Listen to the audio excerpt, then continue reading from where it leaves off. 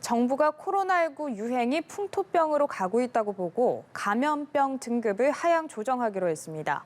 일상 회복에 대한 기대와 동시에 우려도 나오고 있는데요. 이런 가운데 대통령직 인수위원회는 이번 주 새 정부의 코로나19 대응 방향을 밝힐 전망입니다. 최지숙 기자입니다. 현재까지 2만 명 넘는 사망자가 발생한 코로나19 대유행이 최근 감소세에 접어들면서 정부는 일상회복에 속도를 내고 있습니다. 마스크 착용을 제외한 거리 두기를 해제한 데 이어 25일부터 4주간의 이행기를 거쳐 현재 1급인 코로나 감염병 등급도 2급으로 조정합니다. 2급 감염병으로 지정되면 확진 시 7일간의 격리 의무가 사라지고 치료비, 유급휴가비 같은 정부 지원이 원칙적으로는 중단됩니다.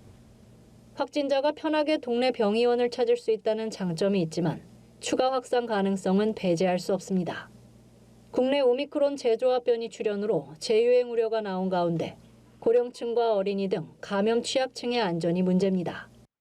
전염력이 있는 건데 격리 의무도 없고 결국은 고령자 요양병원, 요양원으로 가서 또 중증 사망자 속출하는 게 이어질 텐데 국가 방역 체계, 마스터 플랜이라는 어떤 큰 계획의 그런 어떤 문서가 없어요, 지금. 얼마나 주먹구구식으로 해왔느냐.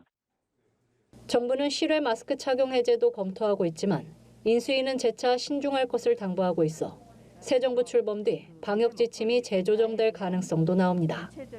부친상을 치른 안철수 인수위원장은 SNS에서 코로나19로 가족을 잃은 시민들에게 위로를 전하며 국가의 가장 근본적인 책무는 국민의 생명과 안전을 지키는 일이라고 강조했습니다.